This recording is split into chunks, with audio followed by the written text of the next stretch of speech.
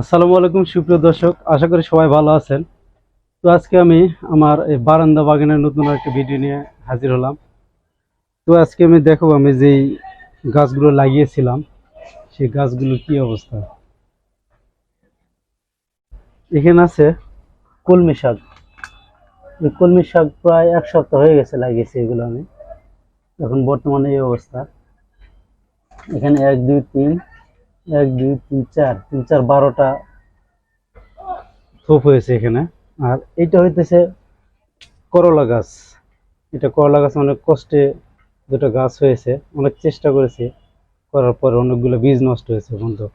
আসলে আমি জানি না কিভাবে এগুলো রোপণ করতে হয়, যার কারণে সমস্যাটা হয়েছে।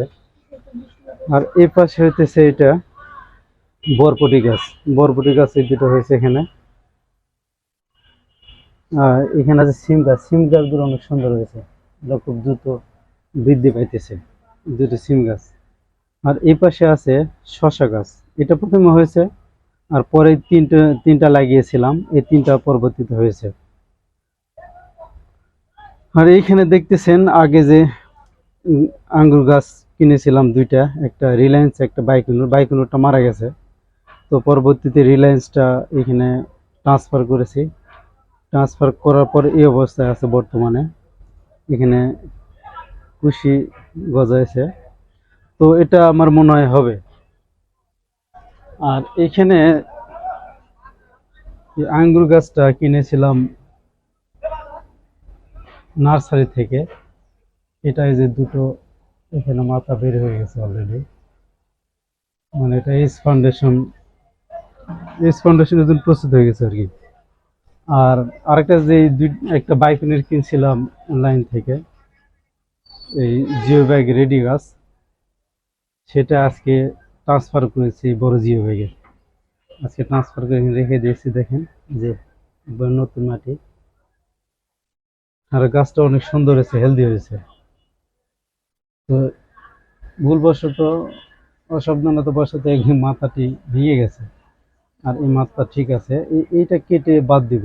এটা যদি হয়ে যায় মাথাটা, তো সেক্ষেত্রে এই সবগুলো বাদ দিয়ে দিব, শুধু একটাই থাকবে।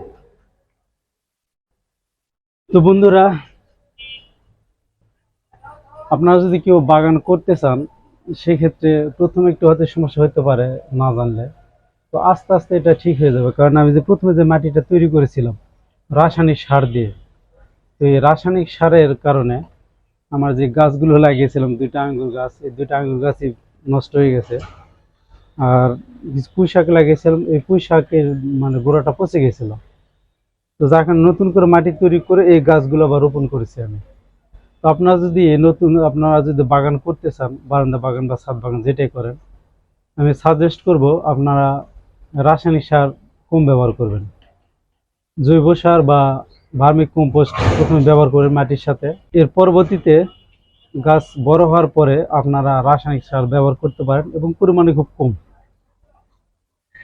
কারণ রাসায়নিক সারটা ব্যবহার করলে এই টবের ভিতরে এটা আটকা থাকে, ভিতরে একটা গ্যাসের সৃষ্টি হয়, আর গ্যাসের সৃষ্টি হওয়ার কারণে এই গাছগুলো মারা যায়। তো বন্ধুরা, আজকে এ পর্যন্তই। পরবর্তীতে নতুন কোনো ভিডিও এই গাছগুলোর আপডেট নিয়ে আবার আপনাদের সামনে হাজির হয়ে যাব। সে পর্যন্ত সবাই ভালো থাকবেন, সুস্থ থাকবেন, সবাই গাছ লাগাবেন। আল্লাহ হাফেজ।